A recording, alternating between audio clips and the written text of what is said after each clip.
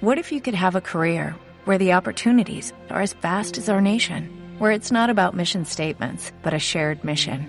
At U.S. Customs and Border Protection, we go beyond to protect more than borders. From ship to shore, air to ground, cities to local communities, CBP agents and officers are keeping people safe.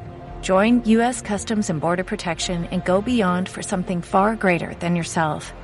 Learn more at cbp.gov/careers. It is Ryan here, and I have a question for you. What do you do when you win?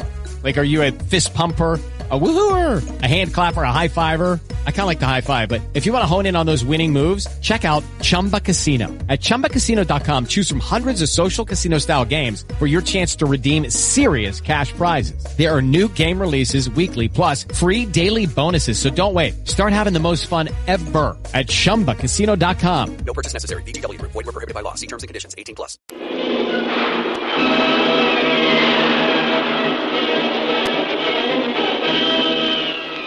The Adventures of Jungle Jim.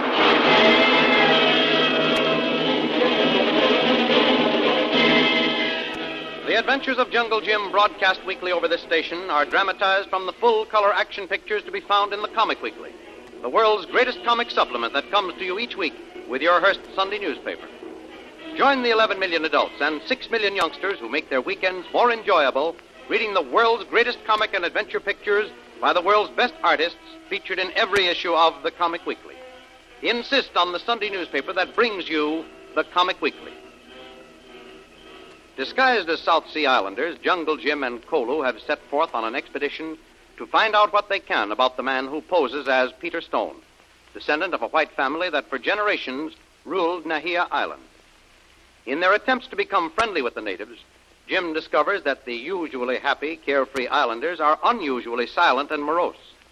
All efforts to make friends are useless. The ordinarily friendly islanders recognize Jim and Kolu as strangers to Nahia and have nothing to do with them. Rather despondent over their failure to make any headway in their plans to win the confidence of the natives and thereby gain some information about the bogus Peter Stone, Jim and Kolu are seated alone on a deserted stretch of beach talking things over. Well, Kolu, much as I hate to admit it, it looks as though we're licked. We not have much luck making friends with natives, Tuan. Much luck, say. We haven't had any. You think we had some contagious disease the way those natives stay away from us? We can't get within 20 feet of one of them. First, those fishermen, the moment we hailed them, they disappeared like a cake of ice on a red-hot stove. And those people in the native quarter, the moment we'd walk into a shop or a cafe, everybody stopped talking and turned their backs on us. And if we didn't leave in a hurry, they did. Maybe somebody know us. Tell people before we come. Natives be afraid to talk to us. I know, that's exactly what it looks like. But how could they know who we are? We haven't been on the island 24 hours yet. Nobody knew we were coming. Nobody saw us land. None of Lowry's servants or staff knew who we were. We left Lowry's house carefully disguised, and nobody saw us leave. Except Mrs. St. John. And I took her right back to the house and locked her up. Even if she did get out, she didn't have time to spread the news all over the island. Furthermore, I'm convinced she hasn't anything to do with our getting the cold shoulder from these islanders. Maybe this man, Peter Stone, know us. But how? None of Lowry's guests on the yacht had time to warn them, even if they wanted to. Besides, none of them knew why we were coming. Somebody must tell natives not to talk to us. Yes, I know that all right. That's part of this phony Peter Stone's campaign of terrorism. To keep the islanders from talking to any strange white visitors on the island. But we're disguised as harmless natives. Even you admit they can't see through our disguise. Yes, Tuan. We look like real South Sea natives. But something be wrong when native not talk to other natives. Gunn, this business has got me going. There must be one or two natives in the crowd with nerve and spirit enough to defy this phony dictator and talk to anyone they want to. Maybe. But we try lots of tricks. Try all kinds of people. All be the same, Tuan. Nobody stop and talk. Everybody go away when we come. Yes, I know. We've done our best and got nowhere. But there must be some friendly islanders who are not afraid to make friends with strangers, and we've got to find them. Must be some other place on island. Yes, we've tried the fishermen on this side of the island and the people in the native quarter in the harbor. And they don't give us a tumble. So we're going to tackle the natives on the other side of the island. We better go quick, Tuan, before this man, Stone, send word we come. Yes, Kolu. We're going to cut across country. We're going to stay clear of the town, and we're going to avoid these fishermen down the coast. I made sure no one has followed us here. And I want to be sure no one sees where we're going. All ready, Kolu? Yes, Tuan. We go this way. Plenty tall grass and bush to hide in. Good. And this time, we're going to get some information on this phony Peter Stone or die in the attempt.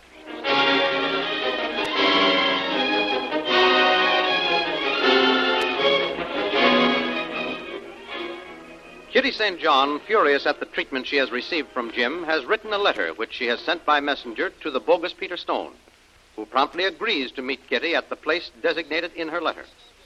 The following morning, while Lil is sunning herself on the beach, she catches sight of Kitty's trim figure. Kitty is evidently in a hurry, for she is walking briskly along the beach. Lil watches her until she turns a bend and disappears out of sight.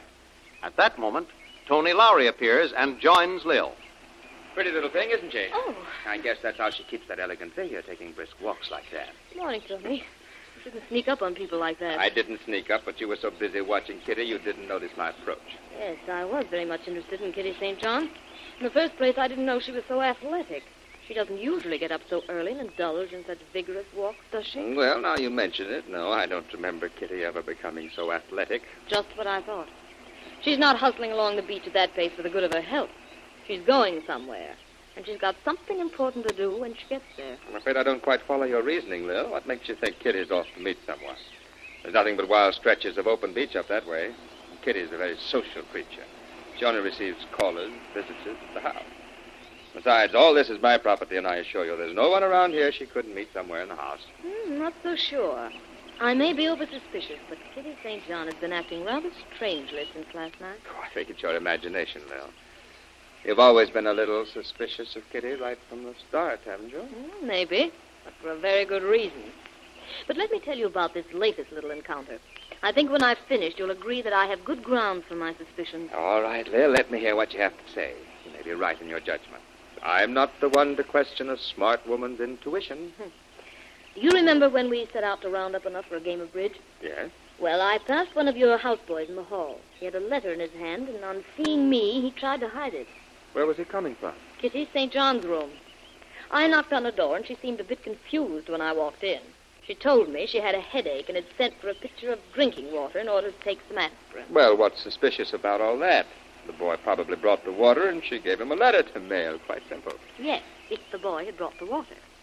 But I managed to look around, and there was no water pitcher in the room. Explain that. Well, I can't yet, but go on with your story. As I said, she acted rather confused, but complained of a bad headache.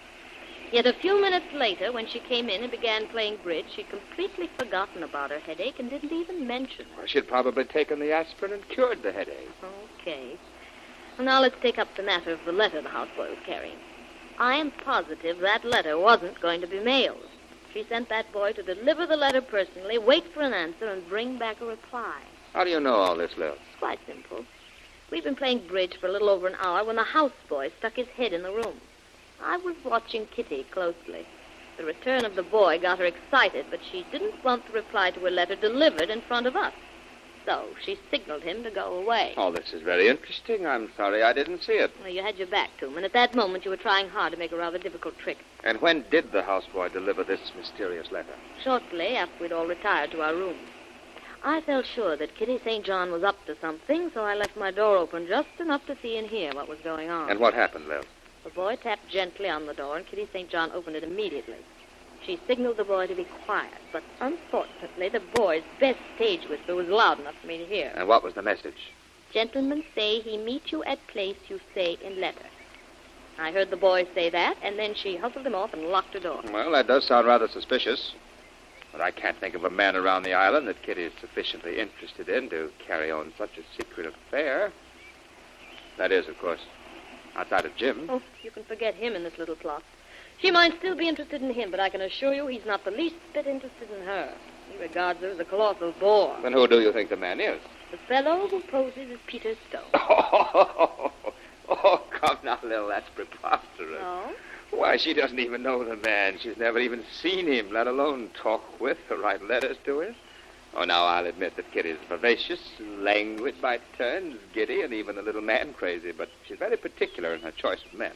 Why, this fellow who calls himself Peter Stone is a repulsive-looking individual. Narrow-shaped head, a low brow, beady-eyed cuss with a hooked nose and receding chin. Why, Lil, he's the last man on earth Kitty would be interested in, regardless of the cause. Well, I'm not so sure, Tony. I see a method in her madness, a real motive for wanting to become well acquainted with this phony Peter Stone. Oh, come now, Lil. I think you've gone a little too far in your suspicions of Kitty. She's a vain, proud little cat, Tony. She set her cap for Jim, but was completely repulsed every time she made an effort to win his sympathy. It hurt her pride, wounded her vanity, aroused her anger. She seeks revenge, and she's out to get it. And she's already laid her plans to get even with Jim through this phony Peter Stone. You know, Lil, I admired you for your intelligence. I thought you were a very smart woman. The one woman worthy of a partnership with a man of Jim's caliber. But, if you'll pardon my saying so, I'm afraid I've overestimated your intelligence. This idea you have about Kitty St. John is pure old-fashioned gay 90 melodrama. Knowing Kitty as I do, and the circumstances of this case, as well as the character of the man who calls himself Peter Stone, I could only say it's utter nonsense to think of such a thing. That's your opinion, Tony. But I'm willing to stake my life on it that I'm right. Wait and see.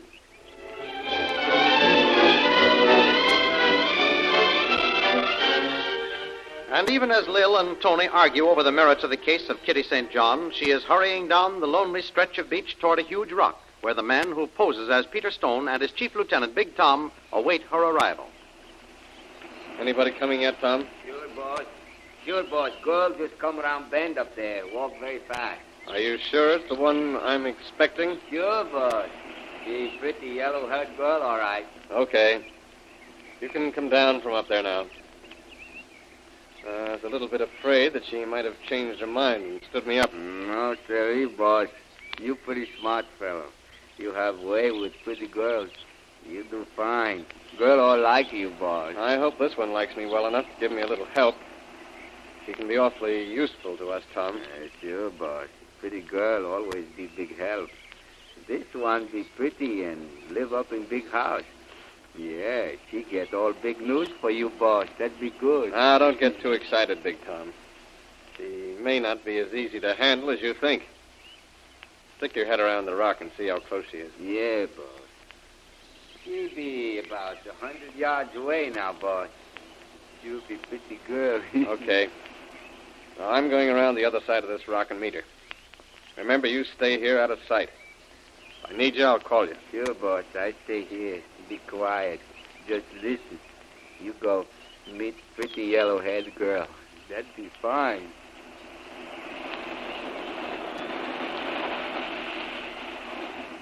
Are you Mr. Peter Stone? Yes. You must be Mrs. St. John. I'm here as you requested me in your letter. Very good. I can't be away from the house too long, or my friends will get suspicious. I understand perfectly, and I'm anxious to get right down to business, too. Just state your proposition, and I think we can get together.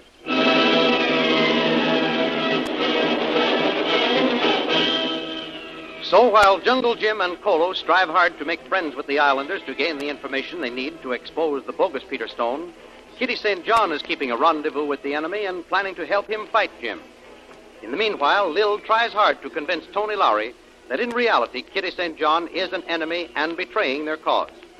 Don't miss the next exciting episode in the adventures of Jungle Jim. Remember, you can follow these adventures in full-color action pictures which appear in the Comic Weekly, the world's greatest comic supplement containing the best full-color adventure and comic pictures. Remember, no other comic supplement can give you the top names of Cartoonland like the list of all-star favorites to be found in the Comic Weekly. The whole family follow the fun and frolics of Jiggs and Maggie, and the Little King, the immortal Donald Duck, as well as the exciting adventures of Flash Gordon and Jungle Jim. Join the 11 million adults and 6 million youngsters who every week find the greatest of home entertainment in the Comic Weekly, which comes to you with your Hearst Sunday newspaper. More thrilling radio adventures of Jungle Jim will be heard at the same time next week over this same station. Be sure to tune in.